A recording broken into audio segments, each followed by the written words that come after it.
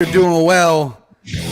We are live. Happy New Year, baby. Happy New Year. My man, Tanner Carlson in the building as well. What's going on? What's going on, man? Happy New Year to everybody. Yeah, no, dude, listen. Not only Happy New Year, happy Final Fantasy Football Week. The time has come, Tanner. Either you're in the ship or you're not. It's that simple. You're either playing or you're just sitting there watching football today. I mean, there's no in between. There's no trying to fight your way, claw your way through. There's no consolation prize. You're either in the championship going for the big daddy, or you're just sitting there watching football like the rest of us. That's what I'm telling you. And listen, let me know. Let's start this off first, Tanner. We had some technical difficulties. We're coming to you a little later, but we're still hyped up. We're still excited. When it comes to fantasy football, how many leagues were you in, Tanner? And what was the highest you placed? Was it a rough year this year? What was it looking like? I don't know. It was weird because last year I've been in 2 leagues every year for the last 3 years or so. So I do a family league with in-laws and extended family, cousins, uncles, aunts, all those, and that's like a $20 buy-in thing, and winner gets the pot. So, and then I'm in a friends league where all my boys from college, high school, lifelong friends, whatever. Yes. And it's kind of our way throughout the football season just to kind of keep in touch. That's the chirping league, though, right? That's everybody talks the trash. That's the group text league where everyone's talking trash. And so that's the fun one, and that's all just for bragging rights. There's no money in it. It's just for us to talk crap. That's all. That's all it's for.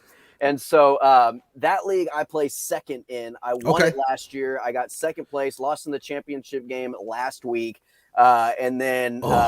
The family league, I kind of cut that one off a little sooner. Oh, man, I roughed it out. I got 5th so 4 teams make the playoffs. I got 5th on the regular season, so I didn't make the cut. And at that point, I'm like, I'm done. I'm out of the money. It's not worth it. So then I ended up just losing out for the rest. I think I ended up last. I think I ended up dead last in the consolation league. So. Oh my goodness. Well, I'll tell you what. I was in 8 leagues because I'm a psychopath. Yeah, that's crazy. Out of the 8, I would say I really focused in on maybe 5. You know what I mean? A couple of them have to go by the wayside. And in those, I think I finished around that 4th, 5th. I had 4 third-place finishes where I would literally just could not go over the hump, dude. I just couldn't. And you know what it was? Is a lot of them I had guys that would go off. And I had guys that would give me like a real median. I had James Robinson when he got hurt in 2 of those games. So that skewed everything. But one of the guys, I did place first in one of them. And a big shout out to a late person that I think I started putting in my roster that's been really tearing it up is Javonte Williams, dude. Yeah. Yo, yesterday, not much, but I didn't really need him to go off yesterday. But previously, I mean, him and Melvin Gordon really gave that Melvin Gordon, Austin Eckler kind of old school 1-2 punch for fantasy. So that was helpful. And then I had Damian Harris in a few when he had his game. So big craziness, but this is the finale of fantasy football. We hope that you're prepared, because if you're not playing for first or second, you're playing for just pride. You gotta play for pride. And well, some leagues have a last place like punishment. They do. We do. My league does. So this is a big week for those last place punishments that if you're in that last place game, you're trying to win this thing. You know, you're just as trying to win this one as you are the championship game, so you don't have that punishment. Yeah, and one of my leagues, the last place punishment, simply because we don't want to embarrass people, right? Because people have jobs, social media. So what we do is you have to do a full NFL combine, and we record your scores and then put that on the championship each year. So That's it's like, great. what's your 40 time? What's your shuttle time? Like, So bunch of three cone, bunch of big ass dudes running 6 something out of shape. But hey, listen, it's a fun time. Great. So with that, what games do you think we need to focus on, Tanner, today to make sure that we win some fantasy championships? I mean, we have a few big games that look to be high scoring. Obviously, Dallas, your Cowboys got the big win against the Eagles yesterday. That's already done. Kansas City, Denver, that's already done. What's another game to look forward to? Well, look at the games for anybody that you got to look at teams that are still fighting for a playoff game. So or playoff seeding. You got to find teams that are still trying to play their starters, that are still trying to put up big numbers, that have something to fight for this week. So I'm looking at San Fran, Los Angeles. I think that's going to be I think that's going to be a big game in terms of trying to get big numbers. Deebo Samuel's going to be a big part of the San Fran's offense. Cooper Kupp's going to be a big part of Los Angeles's offense. So those sorts of games, if you can find some of those games, Cincinnati, Cleveland, I'd stay away from it. Those teams, they're set. They're set where they're at. They're not moving anywhere. I'd stay away from Cincinnati. I'd stay away from Cleveland. So you just kind of have to pick and choose. That's why week 18 fantasy games are so tough. I don't know how you feel about final week of the NFL and fantasy. I always try to finish my leagues the week before for this exact reason. Now, I will say in one of my leagues, we do go all the way up to this week simply because we feel like as a manager, this is the hardest week to manage. So if you can get over this hump to win the championship, it shows just like managerial skills of like, hey, I have to drop some of these people because I'm not going to have another week to play them. So we have nothing to lose, but I need to get something in my lineups, right? Because I mean, you mentioned it. Some of these guys are done. You know what I mean? There's no rhyme or reason for them to be playing. You know what I mean? Right. So, I mean, you look at quarterbacks, you look at running backs. Those are a lot of the positions that you're going to see a lot more backups than before. But I look at a game today that has major implications, Tanner. Chargers and the Raiders. This is going to be a full-on regular game. There's nobody's taking breaks. Nobody's getting subbed out. You're fighting for basically a playoff spot, whoever wins. That's a big game I want to look at. But since we are getting off to a late start because of technical difficulties, we'll go ahead and take a quick break. When we come back, though, let's talk about our picks, man. Let's make some money. Tanner over here, big baller, big bets now. Last time he came on the show, he was doing pretty good. Listen, all of us make pretty good bets, so we're going to make sure to let you know who we like today, how much money you could win if you take that bet, and then also we'll get into a little bit of daily fantasy as well. So keep it locked. This is the Fantasy Gods on San Antonio Sports Star, ESPN. This is 94.5 FM, 1250 AM, and as always, we are on the go at sasportstar.com.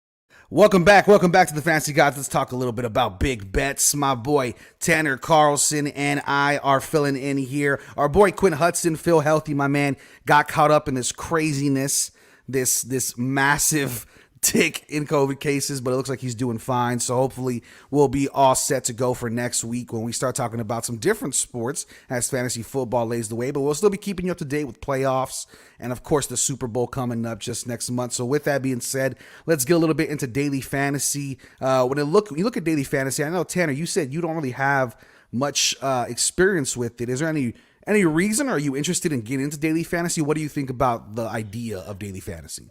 When it first came out, I was like, no, I don't like the daily. I want my team. I want to manage throughout the whole season. I like the whole GM feel to fantasy football. I think that's what captured me in the first place. But now it's starting to grow on me, and I believe that it's kind of a thing that is necessary. Especially, it keeps you interested each and every week, regardless if your if your actual GM fantasy team is just garbage, trash, and just not doing anything. You can do daily fantasy and still be interested and still have something to be hopeful for. So yeah, I've just been so good at fantasy that I've never had to have an opportunity like that. No, but no. So yeah, I would, I think now that I'm older and I've got a paycheck coming in and I've got some Yep. money to maybe put on the line and maybe some Yep. money to earn out of it, That changes things a little bit. that changes things, right? Like whenever I was a teenager and it first came out, I was like, man, I got no money to put on a fantasy game, But now it's like, oh, I could throw $20 here, I could throw $20 there, see what happens. So yeah, it's probably something I'm gonna dip my toes into next year. I love it. I love it, man. I think it's definitely becoming a huge thing in fantasy sports, in football, basketball, baseball, golf. I mean, soccer. They've got All over the NASCAR. place. Yeah, they got NASCAR. Yeah. They have mixed martial arts. I mean, DraftKings, FanDuel, a lot of these places are even starting to open up actual sports books. Like FanDuel has a sports book where you can do bets. Now it depends where you live. I believe it's only Nevada, Pennsylvania, the ones that have pushed it. Which Texas, come on, bro, Texas, please, let's legalize this. Your boy needs to be out there. So all I'm saying, help me pay the mortgage. Me and Tanner about to drop some money. Behind. We're so far. And I'm trying to help everybody else listening. I'm trying to help everybody else pay their mortgage too. Like they come to us for this sort of thing. So let's do this. Let's pay some rent, pay some bills. That's what I'm saying. Bills need to get paid. Come on now, Texas. Yeah. So with that, on DraftKings, there's a few really good options as far as value. When you look at it, Lamar Jackson's out today again, and you have Tyler Huntley coming in at 5,700 only. He is at the same level as Jordan Love, to put the perspective. The dude can run. He can pass. I truly believe this game is going to be a fun one against Pittsburgh, who has nothing to play for. Either they're playing for just pride.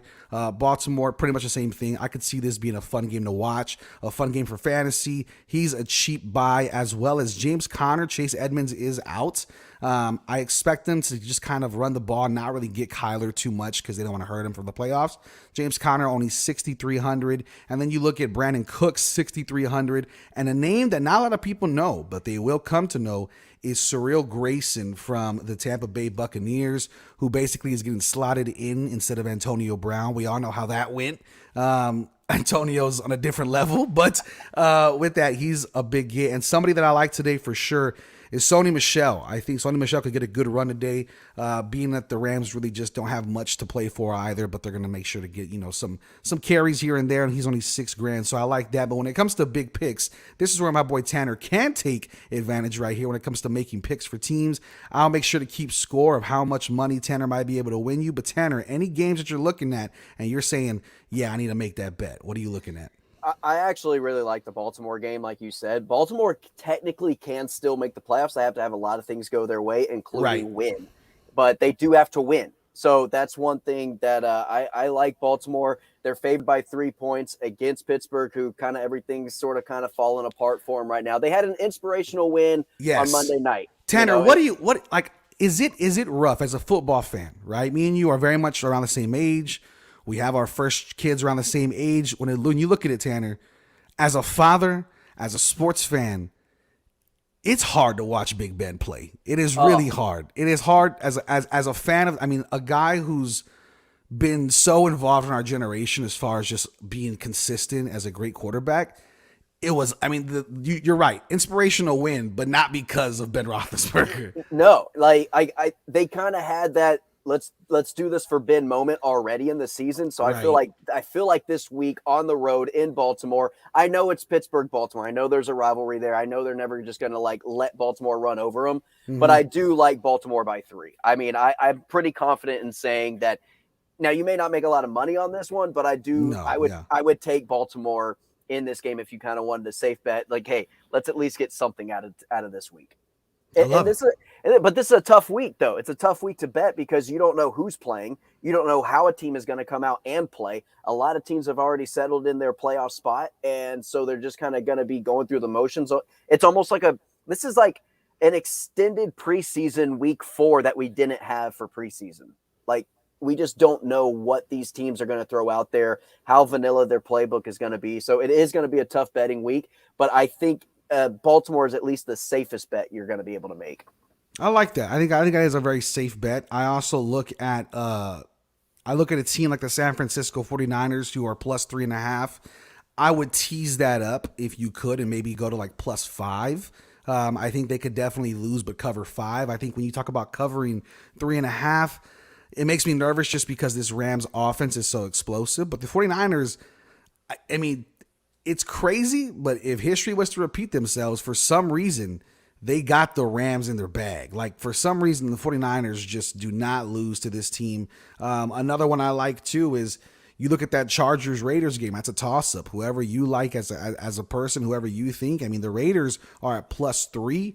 That's very enticing. But the number one bet that I would take as far as just a straight bet to win, again, you're not going to make a ton of money, but I do believe it is very possible for this to happen, and I think it's very easily going to happen. Two things there, and that is going to be, one, the Saints over the Falcons just straight up. I like that bet. And the other, obviously, they're in the playoffs. They have nothing really to play for. I still don't think they're that bad even without main players. Green Bay has dropped to a minus 200 favorite over the Detroit Lions. I think the backups in Green Bay will still do okay against a starting Detroit Lions. Yeah. Well, and I don't know if they got Goff. I think he's questionable. Yeah, so the it's Lions just may not even have their starting quarterback who won them 2 games this year. Yeah, so I still think I would definitely go ahead and take that. But like to your point, I think the Ravens bet is probably my number one pick as well. We have Michael Galvan saying big bet is like the Undertaker wrestling at 50. It's that true. Exactly. It's so true. It's like watching Big Ben even just scramble. Like, okay, what was Big Ben known for back in like 2004, 2005? Like, you couldn't bring him down. Yeah. He's over there running over defensive tackles. Like, he's just running back and forth, extending the play. Watching him move, it hurts my knees. Like, Yes. It feels like me getting off of my recliner. Like, that's what the comparison is him in the pocket and me getting off my lazy boy. That feels about the exact same. Like, it just watching him play hurts me. Yeah, and he just can't throw the ball like he used to. Like he was slinging 10-yard passes that were going 8 yards. Like he just was not. And they're all shoelace catches. They're all catching them on the top of their shoes. I mean, every single one of them is like hitting the turf right before they're about to even be able to make the grab. It's rough. Our boy Michael Jimenez from Halftime on San Antonio Sports Star, also former fantasy god, mentioned Tanner, how far the Cowboys going this year. I'm on record saying NFC Championship game. Tanner, don't get crazy now, Tanner. No, don't get crazy now. I'm not going to go crazy, but my expectations from what you've seen this year and the coaching staff and things like that, at this point, like this team is going to solely be judged. This Cowboys team will solely be judged, not what they did in the regular season, not the records that they've set, not the amount of players that they have, 4,000 yards, 1,000 yard rushing, 1,000 yard receiving, 10 sack season, 10 interception season by individual players. It'll be their success in the playoffs.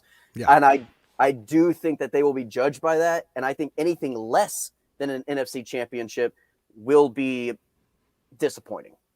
No, I think I completely agree. If you don't make it at least an appearance, what did you accomplish? I'm not even saying Super Bowl appearance. If you lose in Green Bay at Lambeau, you know what? I'm okay with that. That's a good season to me. But you have to make the NFC championship for any of this 12-5 season to actually mean something. I agree, man. I think it's one of those things where there is no more what do they call it whenever you lose, but they say it's a moral victory. There's no more moral victories. This team not for the Cowboys. No. This team is a win or bust team. It's been too long. The drought's been too long. You know, and I'll tell you what, Tanner, this in our lifetime, this is easily the most talented roster from top to bottom. Yeah, defense, offense, even special teams. They lead the league in block punts. And although here's the one thing, it's going to be penalties and it's going to be the kicker. Those are the two things that is going to derail this Cowboys team in the playoffs. If they can increase their focus and discipline for the playoffs, which if you can't do that, then why are you playing? Yeah. And then the kicker. If those two things go against them in the playoffs, they could be a first round exit easily. Well, and I'll tell you what, Greg the Leg, questionable all the time, questionable kicks. Bro, RJ Ochoa, he everybody knows RJ here around San Antonio area. RJ Ochoa posted a great thing on Twitter I saw this morning. Maybe it was last night, but I saw it this morning. Out of the 16 games that Zerline played, he has missed either an extra point and a field goal in 8 of them. That is 50% of the time. 50% of the games he has missed at least a kick. of some kind during the regular season. If you covered my eyes, gave me those stats, and said, "Who does this kicker play for?" I'd say the Minnesota Vikings 100%, because we're used to big misses when it comes to field goals. Gary Anderson. We also have a Facebook user. We're not seeing any name, but it says Cowboys haven't been a good team all year. Anonymous, but yeah, you're right. So real quick, Robert Silva, Edwin, if you could throw his comment up there. He said, "Help! I'm in the championship of my fantasy football league. Do I start Damian Harris or Samaje Perine?" We just said we got to stick to our guts, put our money where our mouth is. We said Cincinnati and Cleveland is a game we'd probably stay away from. I truly believe Damian Harris gets it done. Super consistent when it comes to just fantasy points in general. I'm looking at the last finishes he's had for the last couple of weeks. Just last week scored 2 touchdowns. I will say he didn't have as many carries as maybe fantasy managers would have liked, but he had 17 points, 28 points. The week before that, Buffalo, 17 points, 12 points. He's been very consistent. They've already gone to Miami and played, and in that game, he had 23 carries for 100 yards for 11 fantasy points, about 12 fantasy points. I like it. I think Damian Harris is my pick. Just more consistency, and you see more of him. And we talked about this last show, right? What do you need? What do you need? Yeah, what do you need? Do you need 10 points? Do you need 15 points? Damian Harris is your guy. Do you want to see a guy maybe pop off who's kind of an unknown guy that is a gem? Because Samaje Perine could be that guy. Because Perine's going to be probably the only weapon that the Bengals are going to be using on offense. They're not going to be using Mixon. They're not going to have Jamar Chase out there running fade routes and grabbing 3 touchdowns. But that's the thing too. The thing to understand as a fantasy manager is don't hear what we're not saying. Like, we're telling you, like Tanner said, he's probably going to be the only utilized weapon because they're clear in the playoffs. They're easily done. Right. Nobody's going to risk injury. But just because he's the only weapon really getting play out there, he's also not the shiniest weapon. Like, don't assume he's going to go give you Adrian Peterson 2009 numbers. Like, this is still Samaje Perine at the end of the day. Like, maybe he falls into the end zone twice and maybe, 50 yards rushing, 30 yards receiving, and you have an incredible game. Or maybe he gets 15 rushes for 50 yards and no TD. You're taking the chance. So the high risk, high reward, Samaje Perine. The more consistent, Damian Harris, I think, would probably be the answer. Here's how I'll answer it. If you need 10 points, go with Harris. If you need 20 points, I'd take Perine, honestly. Yeah. So here's the most disgusting question of the day. Ricky Esparza, you put me in an ugly situation because I'm facing this exact situation. He said, for the title game, if you could throw that one up real quick, Edwin. Ricky Esparza said, for the title game, Josh Jacobs or James Conner. This is awful because James Conner, both are very touchdown dependent. Both are very, if you get a touchdown, great week. If you don't, I mean, you're going to be roughing it through the playoffs and through this championship game. There is no Chase Edmonds. So that's huge. When there was no Chase Edmonds, James Conner was like a top 10 back in fantasy football. So again, though, how many touchdowns is he getting? How much play is he getting? I don't know if they're saving him up for the playoffs as the backup as well. I have no idea. But Josh Jacobs has more on the line today than James Conner, which to me means more opportunity because they're playing for something. What do you think, Tanner? It's a tough question. It is a tough question, but I'm thinking you got to keep up with the Chargers. And I'm thinking Herbert's going to be slinging that thing around, and that means Derek Carr's going to have to be slinging that thing around. And the passing game is going to be more of a factor for the Raiders' success than the run game, in my opinion. Now, does that mean Josh Jacobs is going to be the recipient of 5 to 10 catches this game? I'm not sure. I don't know if that's kind of the route that they're going to use him in that role. But I do know James Conner is going to be the workhorse today on the ground game for the Cardinals. And if they do need to have a passing game with the running back involved, James Conner can also do that. So I'm leaning more towards Conner in this situation. I think it's a good problem to have because there's a lot worse backs in the league people are playing right now.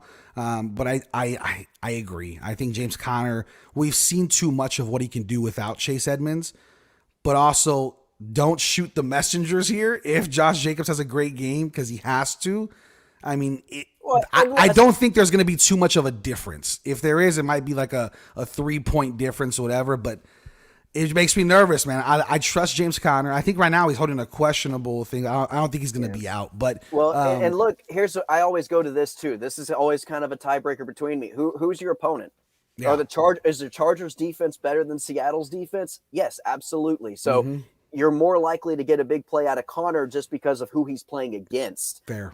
With Seattle's defense, going up against them, they're not exactly a juggernaut defense, and I would say the Chargers have more talent on that side of the ball. I'll roll with my boy Tanner. Let's say James Conner, and then we'll right now go to break. But before we do, like we said, our bet of the day is the Baltimore Ravens money line. It's basically a BOGO. You put in what you get out. So if you put in 20, you're going to get about 18 back. So make sure to go ahead and take that bet against the Pittsburgh Steelers. I think we could get it done. Like you said, they have to have a lot of things go well for them to even make the playoffs, but still playing for something. So playing for something. So with that being said, when we come back, let's talk about who needs to be out of fantasy football lineups. And let's also break down a little bit about this. I saw a tweet that Tanner put out. Let's break down a little bit this 18th game when it comes to breaking records. What do we think about this? What do we think about the chatter on social media? A lot of people have different takes. So with that, this is the Fantasy Guys on the San Antonio Sports Star, 94.5 FM, 1250 AM, and on the go at San Antonio Sports Star, sasportstar.com.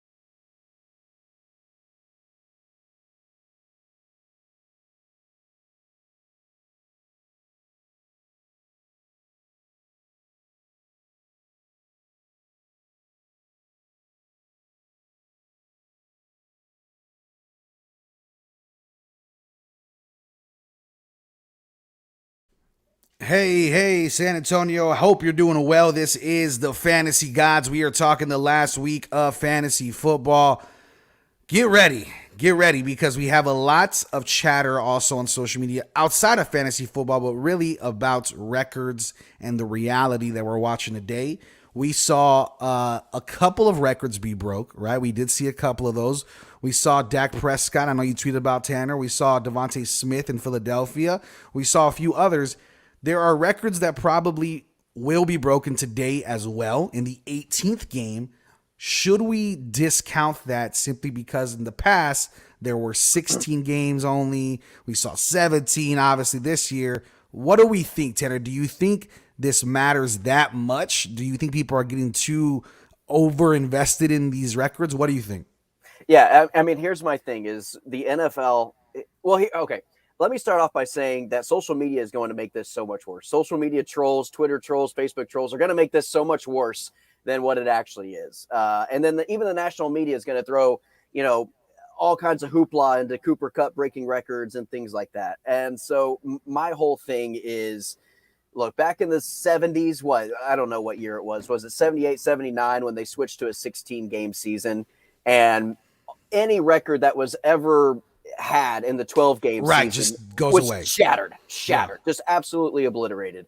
And so it's going to be the same process. It's going to take maybe 10 years before these records kind of settle in with a 17-game schedule, because guys are going to be healthy for a full season. Some guys are going to get hurt earlier on, whatever. And so my whole thing is, like, does anybody discredit Michael Strahan's sack record because it's 22 and a half sacks in a 16-game season and he broke the guy who had in a 12-game season? Like, yeah, there's just going to be that whole aspect of whenever you see a record broken, it'll have not an asterisk, but it'll say in the 17-game era or in the 16-game era or whatever it was. I'm not going to put too much of an emphasis on it. That's the world we live in. That's the NFL world that we live in. And it's going to be the fact of these players are going to be putting up bigger numbers than any other players have in the history of the league, other than maybe Randy Moss and Tom Brady's undefeated, passing record. What a time that was. Goodness. Whatever touchdown record that they had that season, like, it won't get touched. I think actually Hasn't Mahomes already beaten Tom Brady's record? I want to say I saw something about that, but if not, Mahomes is definitely on the trajectory to do so. Whatever it is, like some of these are going to be just absurd numbers that you're going to see. So get used to it. But now this season, everybody's on a fair playing field. So, like, just because Cooper Kupp could break Megatron's 16-game record doesn't make it any less impressive that Cooper Kupp was able to do that this season. I agree. The only ones that I do wish we would stop making a big deal of is a lot of these, like, these rookie receiving yards, like Devontae Smith broke it and people were like, no, Deshaun Jackson should still hold it because he did it in fewer games. Like, it doesn't matter. People do things in fewer games in every sport. It's just, it's not their fault that they're playing an extra game. But I think there's records also that could have been broken. Like a major one that, as soon as I saw your tweet and I saw other people discussing, whenever you mentioned, like, here it comes, the people who are like, they had 17 games to do it, all I kept thinking about, of course, I'm a Vikings fan. I try to be unbiased, but also as just a football fan, it would have been cool to see Adrian Peterson break the single season rookie rushing record. And he was like 9 yards away back in, like, whatever that was, 2012, 2015. That would have been very cool to see. However, you look at a lot of people who have done great things, it's going to be very hard for your record to stay intact, but also it makes you probably play a lot harder, right? You want to keep that record, you need to go off a lot more. I mean, you look at 17 games, of course, people like Patrick Mahomes are going to come closer to records faster than most. Mm-hmm. So when we see that, you can either take it with a grain of salt and just accept it for what it is, or you can make a big deal and tweet something out, but just expect for Tanner and I to call you out on our show. That's it. Yeah, right. Like, well, and another thing about that is, like, Mike, like, how much would I have loved Micah Parsons to have broke the rookie sack record this year? He has 13 and a half. I think the record is 14 and a half by Javon Curse. Like, could he have gotten it in that Philly game? Sure. He could have gotten it in that Philly game. He didn't. He had the same amount of games. And it's okay. And guess what? He's still going to be a damn good player in the future. Yep. Like, it doesn't, to me, I think people hold on to these little record things and these milestones so closely. Like, does it truly matter, like, who holds that record? Like, sure, Peyton Manning held the record in a 16-game season or whatever. And now Patrick Mahomes is going to hold a record, or Aaron Rodgers is going to hold a record, or whoever comes next, Joe Burrow, is going to hold a record of that, is going to beat Peyton Manning's previous record in a 17-game season. So just separate them if you need to. Whatever needs to be where you're not bitching and moaning about it, like, I'm fine with it. Cool. No, I agree. I mean, you even look at, of course, different scenario. This is more of a time frame thing, but like you go to basketball, nobody's going to score 100 points like Will. Like that's just, it's not going to happen at different times. You know what I mean? And you look at football, this is a passing game now.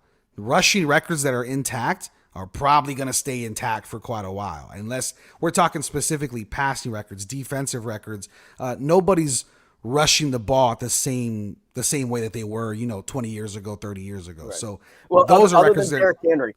Derrick Henry. Other than Derrick Henry. Derrick Henry's probably going to break records. Yeah. Right. Well, Derrick Henry was on pace to beat the NFL rushing single season record in 16 games. Like he was going to probably beat it in like 15, 16 games. So like the fact that he didn't have 17 games to just completely annihilate the record, he almost ran for 1,000 yards and he got hurt in like the middle of October. Isn't that ridiculous? It's stupid. Like you got hurt. Rushing. Yeah, you're still top 10 in rushing. Like you were literally above Zeke Elliott till like this last game. Like it's crazy. It is outrageous. Just I have to take a little dig to your boy. But okay. And then Michael Jimenez. I saw his tweet last night. I'm going to shout him out. What do you say? What do you say? Well, he just said, hey, someone had posted. Maybe Michael is the Facebook user that we keep saying. I think he's just it's Facebook user. That's Michael Jimenez. He's hiding behind Facebook user. So it is. But I think it was Carolina Teague tweeted Zeke for 1,000 yards. Right. And then of course Michael Jimenez in 17 games.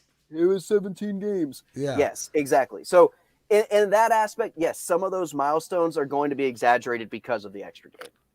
Yeah, I think a lot of those milestones you look at it, and it's just, it is what it is, people. They're playing their hearts out. Let them have whatever little milestone they have. But I'm already annoyed at it. I'm already over it. Yeah. I'm already over I look at 17 games. Yeah, but like I look at yesterday, Devontae Smith breaking the record, right? I'm not nearly as impressed with Devontae Smith as I was with Deshaun Jackson when he did it. You can look at it as that. Does it impress you the same way it did before? I don't see him being nearly as explosive. You don't hear about him as he hasn't been very fantasy relevant except for the first couple of weeks. But with that, let's get into this real quick. Name a player that you want out of lineups real quick, Tanner, just so we can take a break. Is there any player or players that you think need to stay out of lineups, any games? Obviously, Jamar Chase, guys like this, you don't want in there. They're going to get a very small little run. But anybody else that you can think of that needs to be out of lineups? Any guy. I mean, you talk about Devontae Adams. You talk about guys like for Arizona, maybe you take a chill pill on AJ Green or even Christian Kirk. I'd stay away from guys that may not have a whole lot to play for. So if you have any of those sorts of guys that are relevant and they don't have a whole lot to play for, they might have something to play for. So you're looking maybe first half stats, maybe you're looking at whatever, but I'm talking for a full game. Look at those secondary guys. Like if Green Bay's case is perfect. I'm a big AJ Dillon guy. Get on the AJ Dillon train if he's still available. He shouldn't be available in very many leagues, but if he is, or if you have him on your roster, plug him in today. A guy like AJ Dillon, a guy that's going, or a secondary tier wide receiver for Buffalo. Maybe a Cole Beasley today is a better option than a Stephon Diggs. Right. Yeah, I mean, even with Green Bay, you mentioned it. Maybe you look at Alan Lazard or MVS or somebody other than Devontae Adams that could get something going. But obviously, if you have Devontae Adams, you're kind of forced to make sure you still run the guy a little bit. But somebody I would stay away from if possible. Again, this is the worst depleted position in running backs. Obviously, no Myles Gaskin. Don't be that person. Don't be that guy. We've done it. We're done. We don't want to do that again. He's on the therapy couch. He's on the therapy couch. Don't do that. But also, Ogunbowale for Jacksonville. He's going against the Colts. The Colts defense has been stout against the run. He does get some PPR points, so I think he could be in that flex conversation. But if you have somebody else like a Michael Pittman or like you said, a Cole Beasley, a Jamison Crowder, somebody that can get you maybe just a little bit more, I would definitely pivot from him. Even Chase Claypool, if you have him on your bench for whatever reason. So a lot of those guys I think could definitely mix and match in the mix for fighting for that flex position. So with that, when we come back, though, we'll make our final picks of the day for who we think is going to take each game. Obviously, the playoffs are on the way, but also after this hour, we're talking Spurs basketball. That's happening right now against the Nets. We'll talk about the Antonio Brown situation. We'll talk about a lot of this craziness going on in the sports world. This is the Fantasy Gods on San Antonio Sports Star 94.5 FM, 1250 AM, and on the go at sasportstar.com.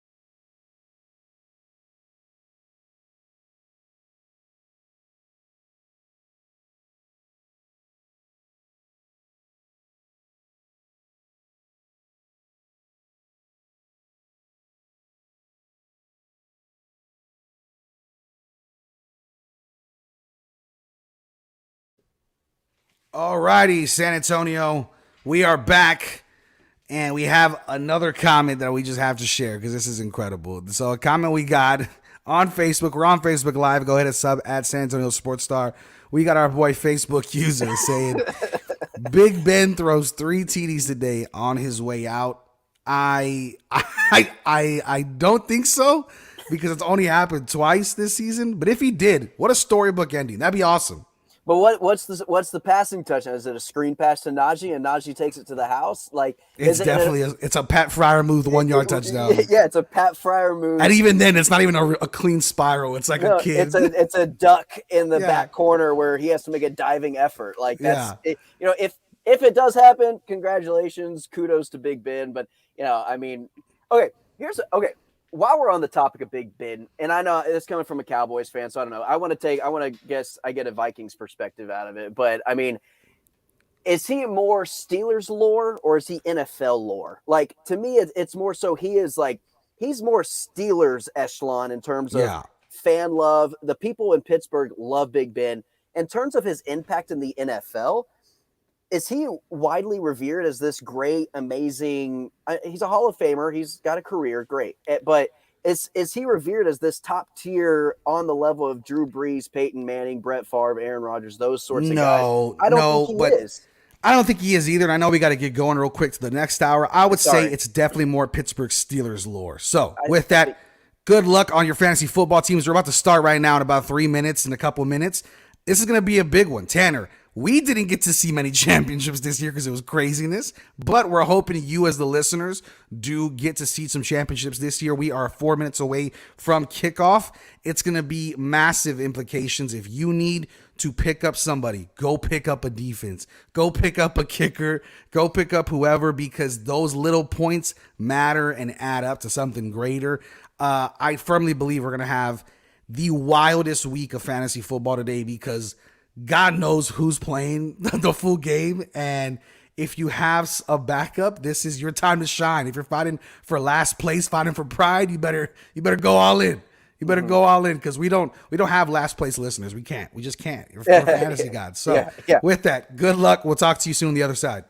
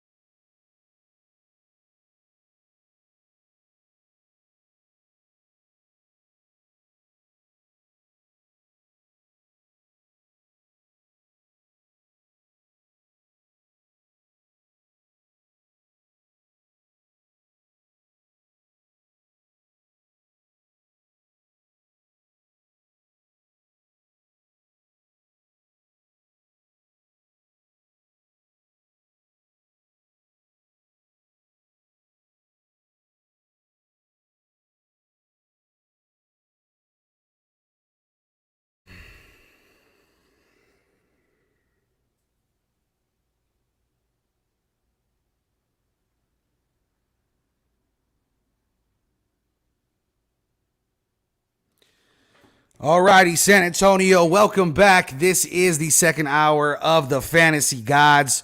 We are ready to have a blast. We're ready to go crazy because this second hour, we get to talk about all the you-know-what going on in the sports. This was an absolute nuts week. We've missed you guys. We've been gone for 2 weeks. We haven't got into anything since Christmas, which means we have to talk about something that you guys have already been hearing about plenty, but just so we could give our own take and just maybe not have a laugh about it, but just figure out what the hell is going on.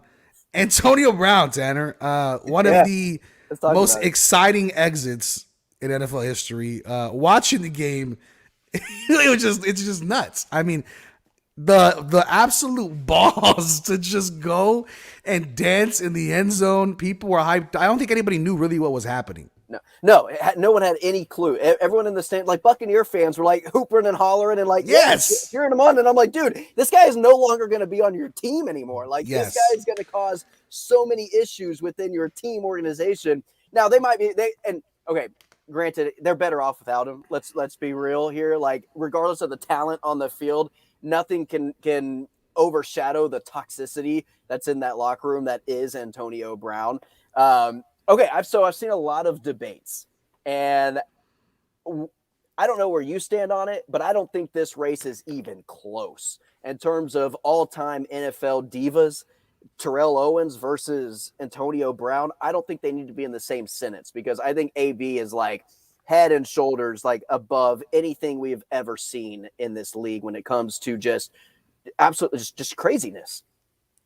Yeah, and I think Tyrell Owens, when you look at it on paper, T.O. had on-the-field antics, zero off-the-field problems. Other than his sit-up interview and his garage, right.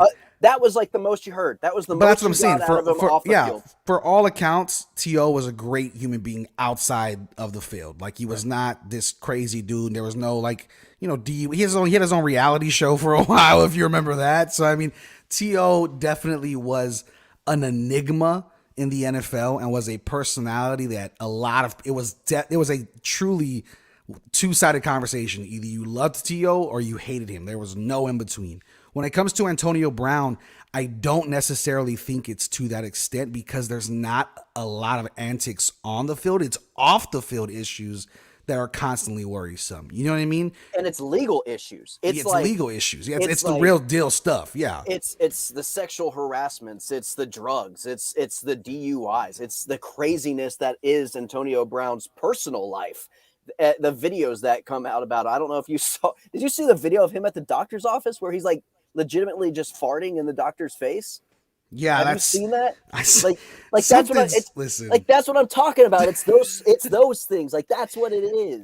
I that video is something different, brother. That video, he's just literally laughing like a child, and the doctor is like, "Bro, He's just trying to check him up, and the dude's like ripping, just right in his face, beef stewing him."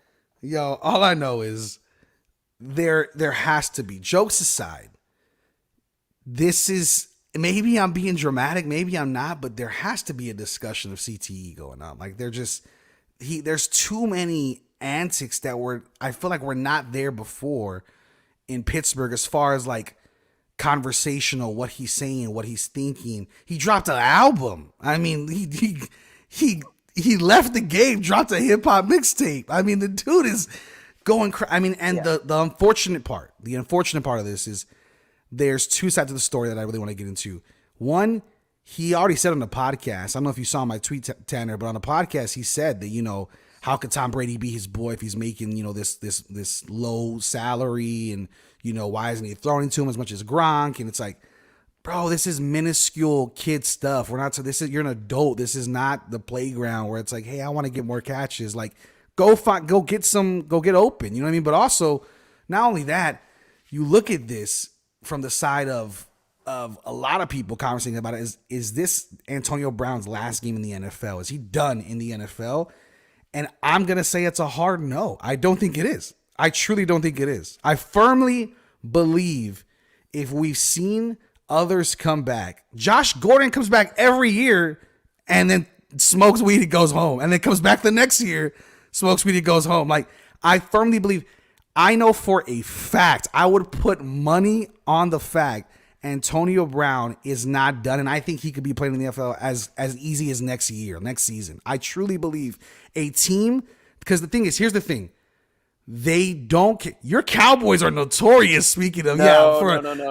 But no, it ain't happening. It ain't happening. No, I'm not saying he's going to. But I'm saying No. the Cowboys, among other teams, have been notorious with legal issues, knowing sexual assault issues, whatever. Still being, you can help the team, come play for us. The NFL is one of the worst when it comes to just oversighting legal issues outside of the field. If you can help a team, which Antonio Brown can, everything aside, on paper, as a player, Antonio Brown is still one of the best wide receivers in the game. He still has run. He's still very good. He had a great year this year for fantasy and for the Bucks. He won a Super Bowl last year with them. And last year he was very quiet. We heard nothing from Antonio Brown. For some reason this year the game changed. But this is not going to be something I believe is detrimental. A lot of people will say the opposite. I know I'm going to give you your piece to say the opposite, but I firmly believe a team looking to win the playoffs, to go into the playoffs, that maybe to get over that hump, Cardinals, obviously the Cowboys we mentioned, I doubt it, but other teams will definitely look at Antonio Brown and say, can you help our squad? We'll give you a chance. Somebody is willing to give this man a chance because people love toxicity. People love it, and we've seen it. How many times have a lot of these athletes that have had off-field issues been just moved around team to team and continuously had a paycheck? I mean, I don't believe he's done. I truly don't. So there's a couple things I wanted to touch on. That podcast, first of all, that podcast was about Tom Brady and with the Tom Brady podcast, and him coming on and saying that he's the best wide receiver on the Tampa. He's not the best wide receiver on the Tampa Bay Buccaneers. It is Chris Godwin's the best wide receiver on that team. Yeah. And then it's Mike Evans. And then it's Antonio Brown. Antonio Brown is the third best wide receiver on that team. And he was like, I'm the best. First of all, it is our job, you and me, if we have somebody on our show like that and they are ranting and raving, it is our job. You cut them off. Well, it's our job to challenge them. Yeah, challenge them.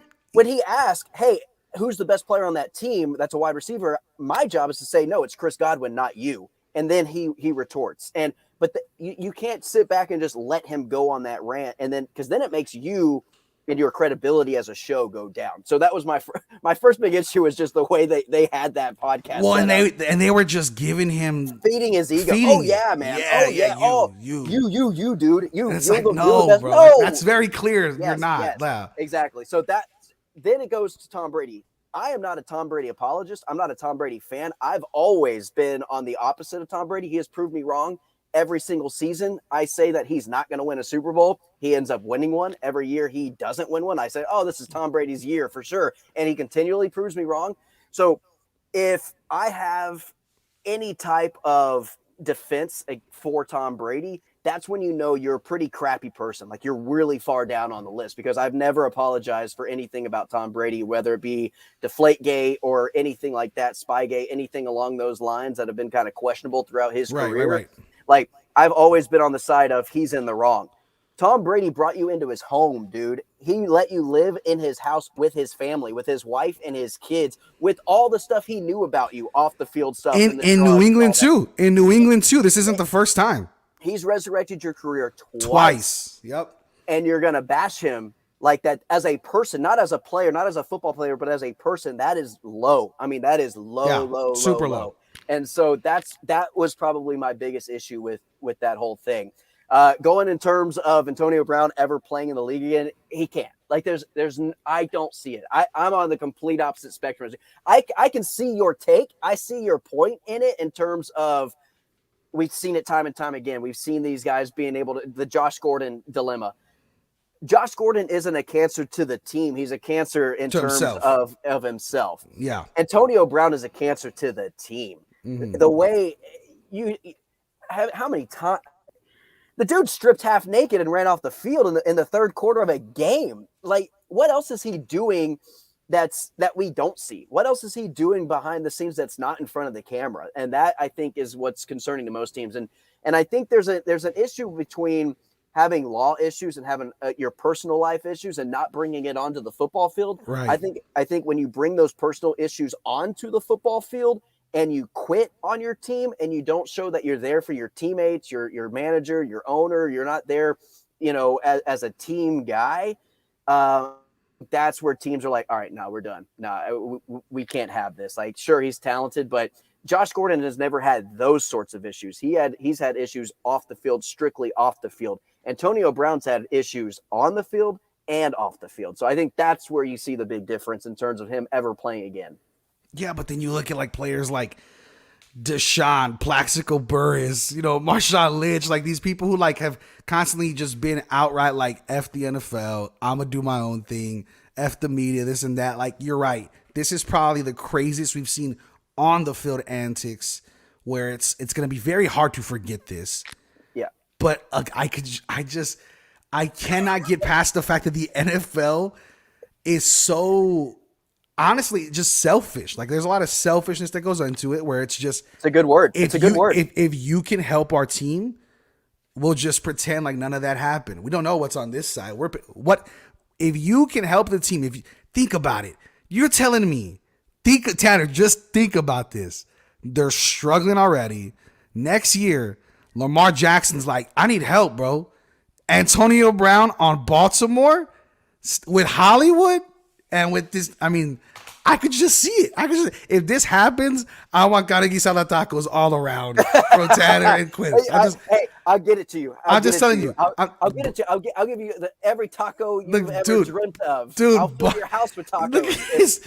Look at Baltimore. You look at, I don't know, because Pete Carroll's probably gotten away from all that, but you look at Seattle. You look at teams that could use that third maybe person just to get over the hump. Maybe Washington, somebody to go alongside with Terry McLaurin. And then, I mean, you look at New Orleans. New Orleans is known for doing this too. Michael Thomas. Hey, I could see Washington. I could see that happening in Washington. I'm just saying. That wouldn't surprise me at all. Washington. That wouldn't surprise me at all. I mean, don't fix your stadium and go pay AB. Go pay AB. Why fix your stadium falling on players in the tunnel whenever you go sign a. That's how we solve the whole thing. Tell them, hey, AB, if you ever leave the tunnel, it's gonna fall on you. So just don't do it again. Or just come play. You can't do it. It eliminates that. There we go. Yeah. We're good. Yeah. But I could see the Saints. They signed Dez. Remember that signing that happened? Baltimore signed Dez. Yeah. I mean, I think any of those four teams I mentioned, the Saints, the Washington football team, which should have a new name here in the next month and a half or so. They said they're going to announce a final name. The second of February. Yeah. So the Washington football team for now, the Saints, Baltimore is probably my leading thought as it's off the top of my head in Seattle. I'm canceling Antonio Brown. He's canceled from the NFL. He's out. Like, I mean, if you're gonna cancel guys, and I get it, like even Kareem Hunt gets a second chance. Like, I get that, but this isn't his second chance.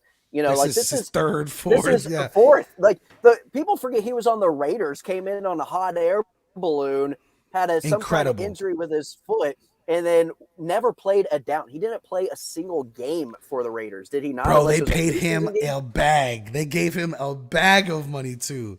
And he's gone. And he didn't play but more than maybe one game, maybe tops. And so, like, I don't see the trust value. And he's already complaining about the paychecks that he's getting. Dude, you're not getting a bad paycheck because you're not a good football player. You're getting a bad paycheck because you can't be trusted to finish a full season without just walking out on a team half naked in the middle of a game. That's why you're getting the paycheck you're getting, not because you're not a good football player. Tough. Well, when we come back, let's talk about the NFL. We'll give you updates on scores, but let's also talk about the real possible playoff picture of the Cowboys once again going against those Cardinals that just got over them. We got to talk about this. You had a week off.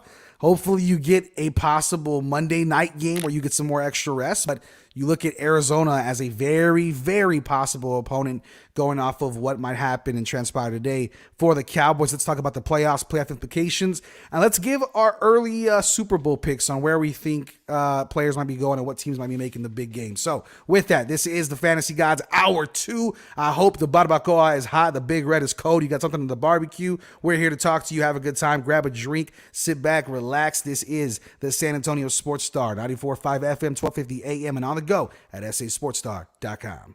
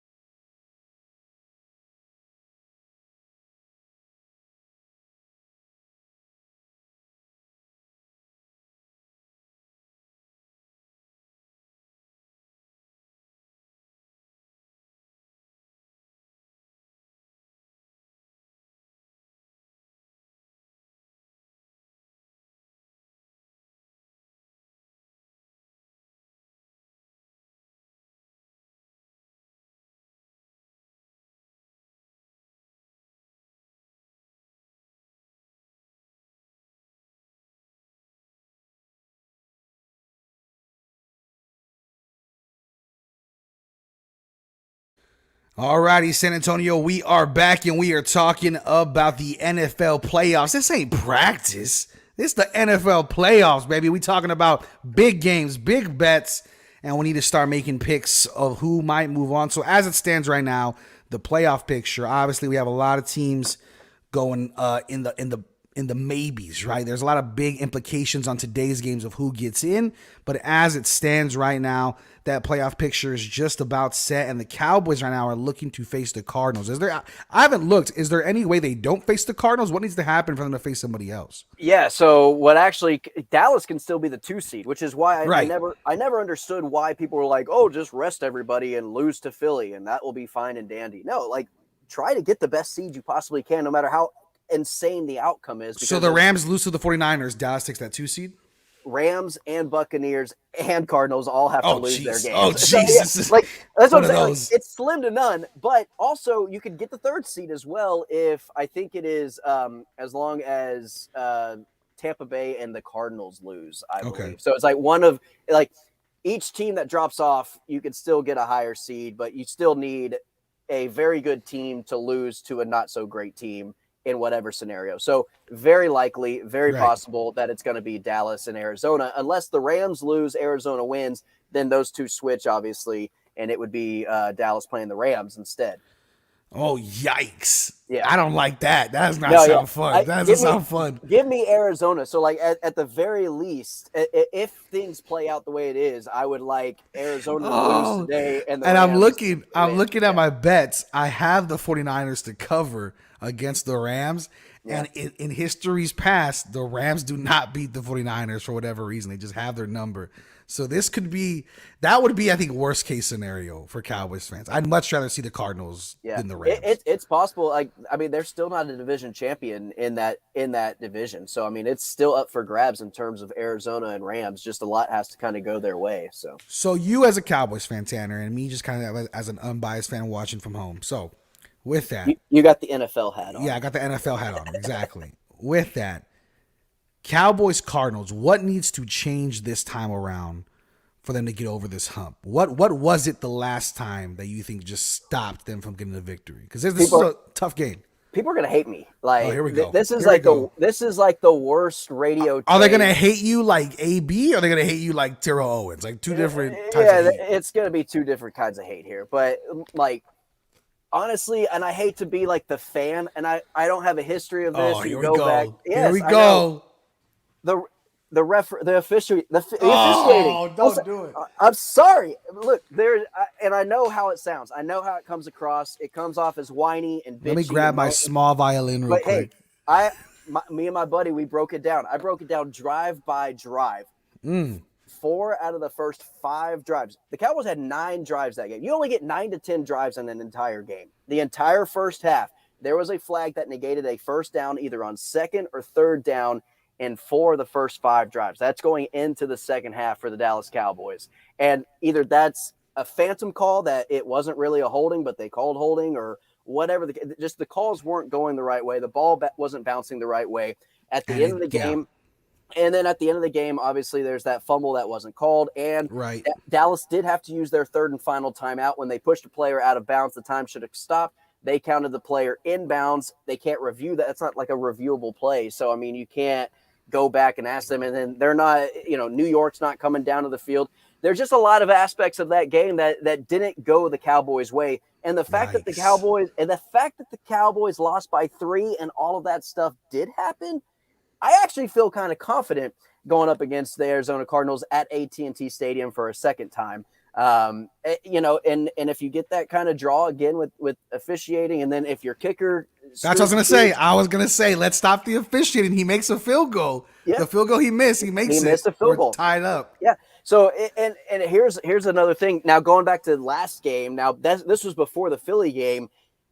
Greg Zuerlein's responsible for 21 missed points for the Dallas Cowboys scoreboard. They lost 3 of their 4 games by a combined 18 points.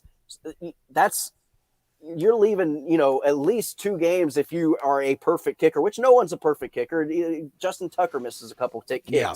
But to at least make some of those kicks in those sorts of games, I go back to Tampa Bay and I go back to the Arizona game. You literally that's 2 wins right there. That's 2 wins Yep, that you that cost your team, and that's minimum. That's at the very least. So That's bottom tier. are you saying regardless of how he finished this season, Greg the Leg needs to find another home? Greg the Leg shouldn't be on the team for the playoffs, is what I'm saying. Greg the Leg needs to be Oh, gone, hot and takes. you bring in a new kicker for the playoffs. It's what I'm just done.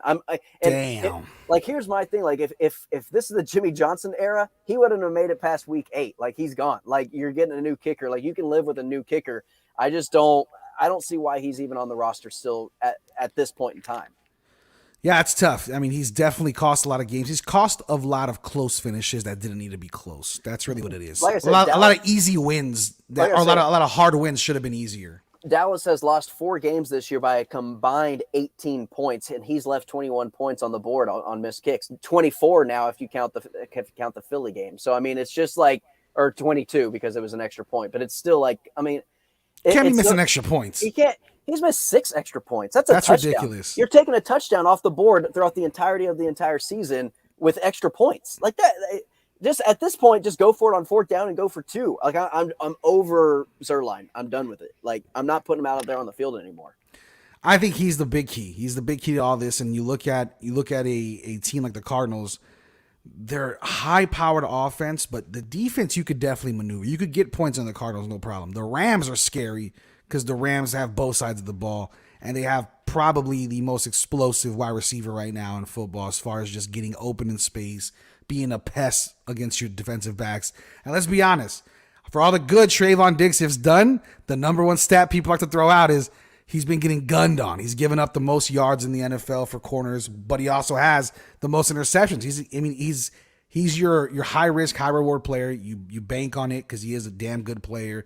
But when it comes to Cooper Kupp, the dude gives headaches, and I'm just nervous for not only that, but also Deshaun Jackson's picking up play. Odell's picking up play.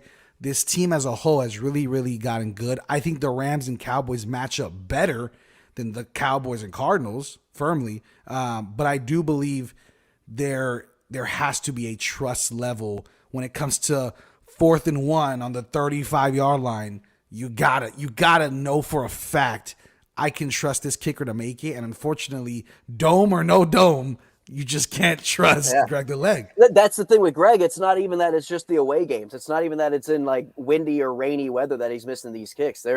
He's missing kicks at AT&T Stadium in his own home field. And hey, bring up Quinn up. Quinn, our boy, Quinn. Yes. I agree with Tanner. That's all you need to know. That's all you need to know. That's all you need to know. Let's cut it. That's the first sentence. I agree with Tanner, but he does go on and say there's no reason to trust the kicking game on any level. There's just not. Yeah. I mean, the kicking game of the Dallas Cowboys is very much like the stadium seating options in the Washington football team, right? I mean, sometimes they collapse, sometimes they last. You just don't know what kind of day they're going to go. Sometimes you get sewage poured on you, and sometimes you're dry at the end of the game. Who knows? I mean, it's just you play the game, you roll the dice a little bit. But I do think that's going to be interesting to want to watch. Obviously, the Cowboys are very, very much in a tough spot there to go to the NFC Championship game. Green Bay has the bye. You look at Kansas City, they have the bye, which is crazy considering how wild their season was.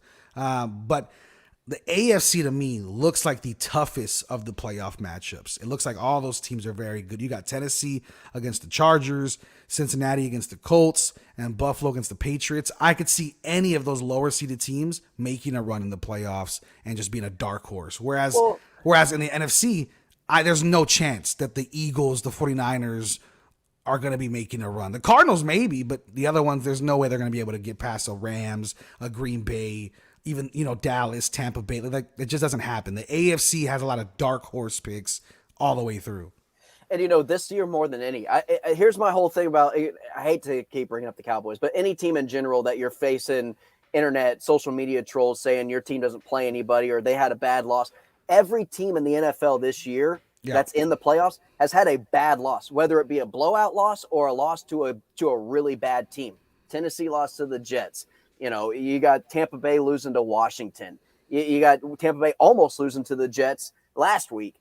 So every team, if you go down the entire list and you look at every team's schedule, every single one of those teams has a quote unquote bad loss. Yeah. So now with that, let's go up to the scores for the NFL right now. Like we said, Get ready for a what the hell is going on day and get ready for a lot of confusion. There is a grand total of 2 scores only in as far as touchdowns in the NFL right now, and it's coming from Jacksonville. Laquan Treadwell, forgot about him with Jacksonville, gets a passing touchdown from Trevor Lawrence. And the guy I mentioned literally when we were talking about backups, Alan Lazard is 3 for 37 and a touchdown in Green Bay right now. They lead the Detroit Lions. Like I told you guys, make that bet. I still trust the backups of Green Bay to take it over. So they're in the lead. Chicago's up 3-0 against my Vikings. Washington's up 3-0 against the Giants. Bengals, Browns scoreless. And the Pittsburgh Steelers are up 3-0 against the Ravens. That was our pick of the week. Me and Tanner said take the Ravens. We'll find out. If not, listen, you can't be right all the time, but we are right most of the time. So with that, Tanner, when we come back, let's talk about some Spurs basketball, man. Spurs just got hit with COVID like crazy too. Finally, they're playing an early game right now. We'll get you updated on the score of that game, stats of that game. They are in about the mid time of the third quarter, so about 7 minutes left in the third. They are down right now 61-72 against the Brooklyn Nets. We'll bring you some coverage of that game and more. This is the Fantasy Gods on SA Sports Star. You can follow us on Twitter. I am at Big Poppy Brandon M. Tanner is at Tanner Carlson 20. And you can follow the station at SA Sports Star. We'll be back right after this.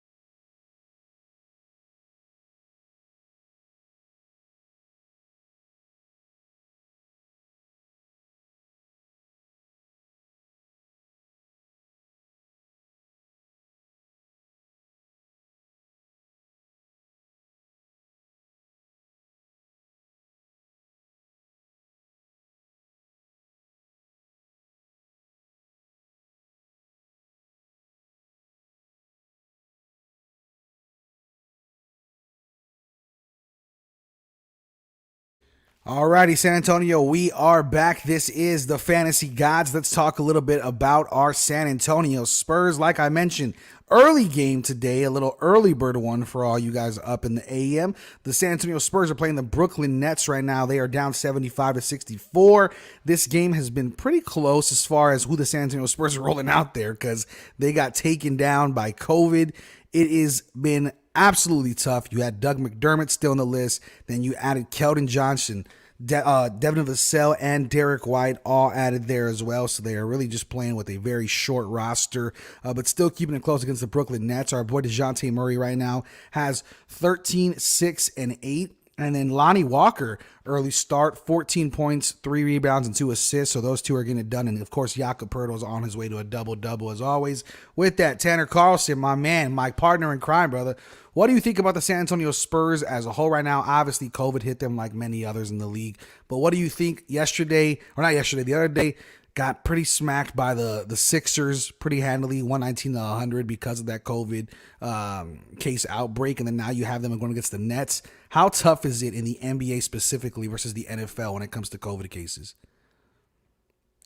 You're on mute real quick, brother. Go for it. So, speaking of COVID, I mean, I was listening the other day, and we've got Spurs up in Chicago. We've got Spurs up in Milwaukee. We've got they're Spurs all over in the Miami. place. We got Spurs in San Antonio. We got Spurs all over. We got Spurs surrounding the country right now just because they're in isolation and they're quarantined where they're at, where they tested positive. But one thing about this Spurs team that to me is very optimistic that fans should be excited about is that they are putting up performances against top tier teams like Milwaukee, like the Suns, like Golden State, that they're winning these games. They're winning against these good teams, these top tier teams.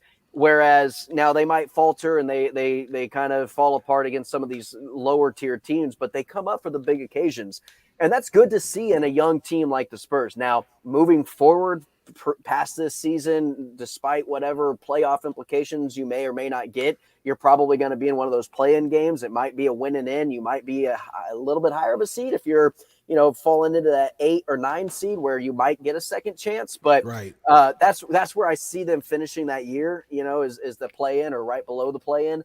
Either way, moving forward, I do think, and I know Spurs fans hate to see roster changes when you're trying to rebuild and this, that, and the other, but you're going to have to pick some of these guys to move on and create something for I don't know, a superstar, but you got to create some space for someone who can lead this team and be a threat come postseason time. You got Dejante Murray, but you need another guy. And I don't think that other guy is a Derek White. I don't think that other guy is a Lonnie Walker. I don't think that other guy is you need a Robin to a bat, or I think you have a Robin. I think you need a Batman. Yeah, I agree. I was just going to say that. I think you have a Robin. I don't think you can build around Dejante just yet. But I do think this team is doing a great job as far as drafting. I mean, Keldon has looked great since his experience with the with the Olympics. And then you look at Devin Vassell, who's had an incredible sophomore season. They are exactly where we're talking about. They're right under. They're in the 10th spot, so right under in that playoff, winning an end game. And, you look at that.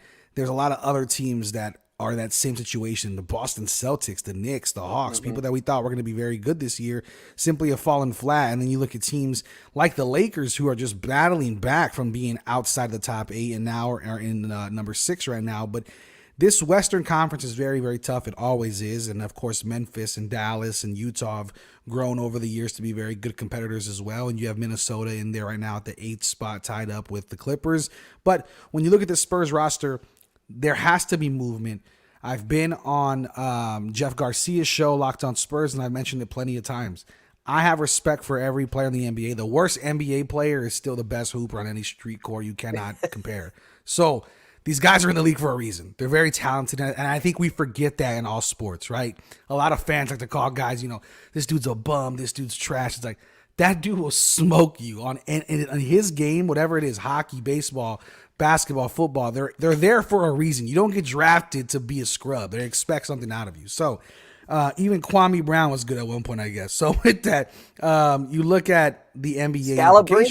Scalabrine, baby. Come on. But you look at the implications for the Spurs moving forward. You're right. They need to get pieces that means something. This team right now is playing for pride. They're playing to get people some minutes, young people some minutes, but you need to get something, and this offseason could be helpful. This last offseason, there was slim pickings. There was not many superstars up for the pickings, but you look at DeMar DeRozan, somebody that we let go, that needed to happen. It just was not a great fit, but he's in the MVP race. He has the highest votes for the East as far as guards go for the All-Star game. We have no All-Stars so far from the Spurs. Dejante might sneak in there. He might be more of an alternate, but I truly believe you're going to be drafting not as high as Spurs fans would have liked because you're not playing that bad. But also that means if you're going to be drafting that mid-level again, you need to make it up in free agency, and that goes also with trading and moving pieces. I don't think a lot of these guys are mainstays. None of these guys need to be here long enough. Let them go make their money. Get a better player for them, whatever the case. But Popovich is finally on his last kind of moves and last legs as far as a coach. He just played his 2,000th game. It's outrageous to be coaching that many games. Becky Hammond is moving on, getting a bag for herself in Las Vegas. There's really no other time than right now. You need to be maybe not in the win now mentality, but build right now because this cannot take a very long time. You don't want to be like Oklahoma City where, it takes forever. You get to the mountaintop and you fall short and let everything else go away. You got to keep those pieces. You got to keep trucking and keep pushing for the fan base to stay a fan base. A lot of people are not going to Spurs games as much, and we need that to definitely change a little bit. Go buy a cheap ticket. Go support your team. Obviously, with movements in sports right now, we do not want to be a part of that list to where they think that we want to move and relocate the Spurs. So let's make sure we continue to support them as well. I don't think it would happen because we're a storied franchise, but just in case, don't forget that this is still the same team that won 5 championships. It's still the same owner, still the same coach, just a different look to the squad. And for a lot of people, we should be very grateful for 20 years of just dominance instead of, the other side. But I firmly believe it starts this summer with who's going to be getting drafted, and also free agency means so much. You got Doug McDermott, that was big, but it's just not enough. You got to start trading pieces. Is he someone who's going to? That's what I'm saying. Win, no. Is he going to win you a playoff series? Can you who on this team do you jump on their back when you need them? Who is the guy? Say you make a playoff series. Say you're in the first round of the playoffs. Maybe you're an 8 seed. Maybe you're a 7 seed. Whatever the case is, if you are in the playoffs with this team currently on the floor, who do you jump on? Whose shoulders carry the team that you trust to get past in a 7-game series? Yeah, and it's Dejante, and Dejante is not nearly the offensive player as a Damian Lillard or these players who are leading teams by themselves. It's just he's not a Donovan Mitchell. No, he's not. He's a hooper. Okay. He's a ball. He's a stat stuffer, but he's not that offensive firepower. And there's nothing wrong with having that guy on your roster. I'm not saying get rid of Murray. I'm not saying Murray can't be a part of the puzzle pieces to get to a second, third round, even a conference championship. I'm not saying Murray isn't a caliber player where he can't be on your roster and play an important role on that roster while getting to a Western Conference Finals or something along those lines. I'm saying he can't be your number one go-to guy. There's 5 minutes left in the game. The ball's going to be in his hands, and he's going to be taking 90% of those shots to win you a game 5 or a game 6 or a game 7. That's not who he is as a player quite yet. I just don't. He's well-rounded. He's got all the skills that you want in a starting guard at the NBA level, and everything is about him is good. It's just not that level yet. And I don't know if you find that in the draft, because the Spurs have had a ton of draft success in the past.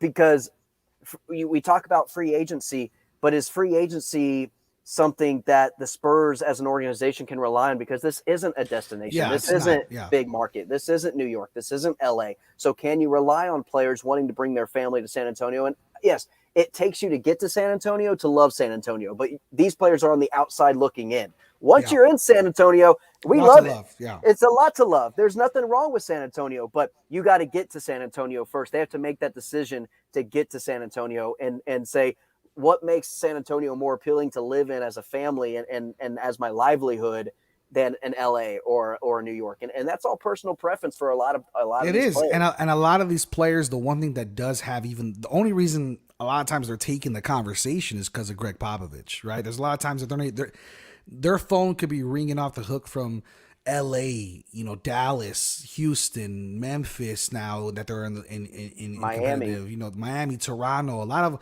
other cities that maybe are not nearly as big as far as what we think, but big as far as NBA time for sure. But when it comes to those, they're answering the call because it's a big team. They're answering the Spurs call because it's Greg Popovich, because of Tim Duncan, because of Manu Ginobili, Tony Parker, 5 championships. They know the history, will answer the call. The thing that the Spurs do have on their side, much like another Texas team like the Texas Rangers did on their side in the MLB, there's a lot of money on the table. There's a lot of money for someone to be made. But when you have a lot of money, we don't want to throw that at some dude who's not going to be a leader on this squad 5 years from now. We want to throw it at a premier franchise piece. But moving on from the Spurs as well, I want to get your take on this since we have a little bit more time in the segment. I thought this would be a funny little question. Did you see Tanner Carlson? Did you see the Dirk Nowitzki statue that they're planning to make? Yeah, I did. What? You don't like it? Okay, listen. It's a Sunday. People coming home from church. Don't make me do this. Let's not do this. What's wrong with it? I want to Well, hear besides the fact that there's anal beads where a basketball should be, Dirk Nowitzki, the statue's not that great. Mark Cuban, you fumbled the ball. It's like a prototype. You can change it. It's not in yet. Listen, it's not in yet. I get the idea of it was supposed to look as like the ball's traveling, but it looks like you got it from Adam and Eve. It looks like you got it. Bro, I had no idea. It was an Etsy statue. I have no idea why there are 3 balls coming out of his hands. I don't get it. Yeah. Like, it makes no sense to me. Now, if you want to put like 10 feet away or an 18-foot jumper, you want to put a hoop on the other side of it and the ball's going in. Yeah, I don't know, but but I'm with you. It looked a little suspect. What's wrong with him? Just have a basketball in his hand by himself. That's it. One basketball. Doing his one-legged fadeaway. What is wrong? Why does it got to be this like in motion? That or give him some kind of hologram. Do some fancy Mark Cuban stuff. Put a hologram and he's actually shooting. A jumper in front of the stadium. I don't know what you got to do, but I'm with you. The 3 balls coming out of his hand, that was weird. It didn't look right. I'm glad it's a prototype. When we're saying 3 balls coming out of his hands, it sounds weird. Imagine how that looks. It just looks strange. If it sounds weird on radio, use your imagination. Yes. And that's exactly what it looks like. It looks just as weird as it sounds. So with that, Tanner, when it comes to making, maybe there's possibilities of San Antonio getting a statue. Who deserves it and how should we do it? Is it a Greg Popovich statue? Is it only Tim Duncan, or is it all 3 of the big 3? Like, how would we do this in San Antonio? What do you think? I think there's an opportunity to be made where you could have Greg Popovich in a huddle with the triplets, and he's drawing up a play or something like that. So you got Pop, you've got Timmy, you've got Manu, you got TP. And you got them just kind of drawing up a play on the sideline. Like, why not have all 4 of them kind of in a huddle drawing up a play in the NBA Finals? Like, I don't know. And then you could just I think there's a way you could include all 4 of them. Why not? Well, they all deserve their credit. They all deserve it. Yeah, I would love to see all 4 of them be respected and not just or each Timmy. Corner. How about each corner? I was thinking straight up like full on. I know it's not Staples Center anymore, but when it was, right, they have the full on like Shaq. They had the Kobe statue. Now they had Magic. They have different statues along the way. That'd be really cool. Just those 4. Yeah. Well, how about each corner of the stadium of AT&T? You've got Tony, you've got Manu, now we're thinking. You got Pop standing there. Like we're copywriting that idea, by the way. AT&T. Okay, You need to give us some. You need to give us some. Right. Well, and here's another big question. I the same with Dirk. He's had many looks over the years. Manu's had many looks over the years, and Pop has had many looks over the years. Could you imagine a Manu statue with just a little bald spot in the back? Are you going bald spot Manu? You going long hair Manu? Going long hair Manu? You're gonna go bald, completely bald Manu? What Manu deserves a statue? I think long hair Manu deserves a statue. I love it. Well, You let us know what you think on Facebook, please. We have people chiming in, Big Three, Pop, and Ice statues, and the Admiral. You're right. You got David Robinson. You got George Gervin. You got a lot of people who deserve statues here, but we shall see. Hopefully in the future we get a statue just a little bit better than that Dirk Quinn of Dallas might be getting. It's a prototype. It's a prototype. Listen, you should. Who did you show that said you should go show this to everybody? Like, who said yes? That's what I want to know. Let's reveal this. Hey, come on. Let's reveal this to everybody during the biggest moment of our biggest franchise players moment in history. Yeah, let's do that. Yeah. Goodness gracious. When we get back, let's make our Super Bowl picks. We will talk to you all soon. This is the Fantasy Gods here on the SA Sports Star. Follow at SA Sports Star on Twitter. You can follow Tanner at Tanner Carlson 20 and follow myself at Big Poppy Brendan M. When we get back, the Fantasy Gods are making their picks for the Super Bowl, as well as our dark horse picks who could make a long run in the playoffs. We'll talk to you right after this break.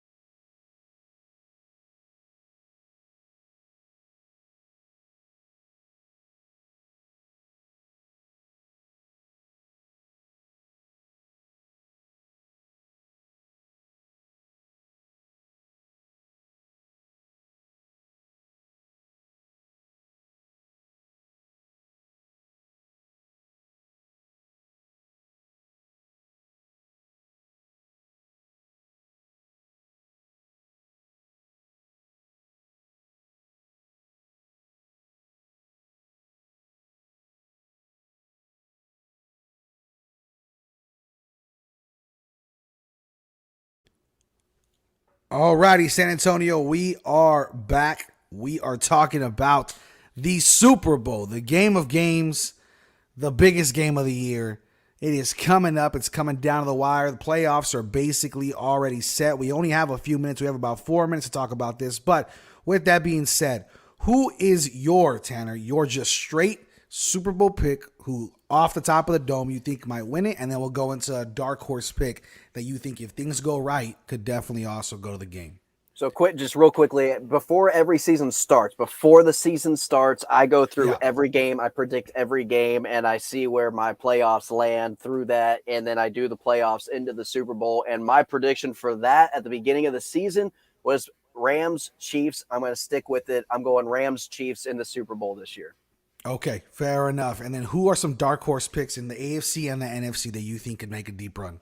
What's crazy is I really like Cincinnati. I don't think their defense can hold, and I don't think they play the playoff style football that you need to win, but I like Joe Burrow, man. I'm a big fan. So for me, it's so funny. Cincinnati is absolutely in my dark horse picks as well. Zach Taylor needs to win Coach of the Year. He has changed this program as a whole, and also not only that, Joe Burrow's a stud. I mean, has proven I'm ice in my veins, just no care, no scared. And the play against the Chiefs to go on 4th down twice, bank on hopefully a flag, something. It had 9 plays to get it in within 1 yard. I mean, just Zach Taylor, the biggest cojones possible. I mean, I don't know how you walk straight. To match with the quarterback, though. Like, does Joe Burrow not have the most swag of any quarterback? 100%. 100%. The dude's swag. He's the definition of swag. Like, he just walks in and people are like, that's the dude. That's Cincinnati has not been this cool since, like, Ocho Cinco days. This is... They're fun to watch, and even then, that team was that was like the villains. Ocho Cinco. People hated that team. This team just has swagger. Jamar Chase, him, Joe Mixon. They just like these gritty dudes that like to just go out there and play. So I like them, and also don't forget a little guy who plays okay. He's not all that, but I guess he's okay. Listen, Derrick Henry might be coming back. And if Derrick Henry gets back, and he's back to even 90%, not even 100%, 90% Derrick Henry is better than 100% running backs in the NFL. Most all running backs. Yeah, so I would be very terrified. Now, for me, it's unfortunate. I hate to say it, and I don't want anybody to record this to call me out on this. Tomorrow, you forget about it. I never said it. Okay. I truly believe Kansas City will be facing the Green Bay Packers. Although I hate the team, I do think they're the best teams. I think Green Bay can make it happen. I think they're on a road. Aaron Rodgers has something to prove. I don't know, man. And even then, Kansas City, I'm not sold on, to be honest. I really am not. They've dropped big games just like Buffalo has.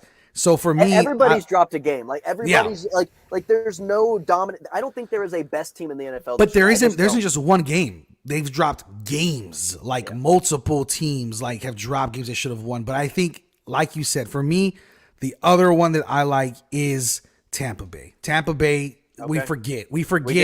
We're talking about Rams, Cowboys, Cardinals. They just won a Super Bowl, and it's still Tom Brady. It's still one of the best defenses in the NFL.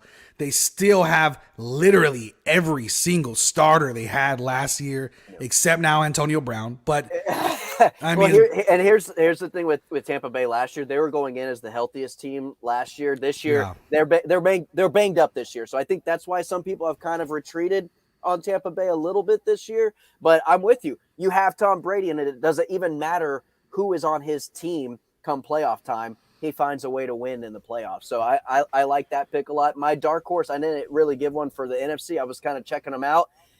I like Kyle Shanahan, and I'm going to ride with the San Francisco 49ers as a dark horse NFC Super Bowl participant, because I really like what Kyle Shanahan and Garoppolo, they've been there. They've done that. This isn't their first rodeo together. I love it. Alrighty. Well, thank you guys. We appreciate it. Have a great day. Have a great Sunday. We will see you guys soon. This is the Fantasy Gods. We'll see you next weekend.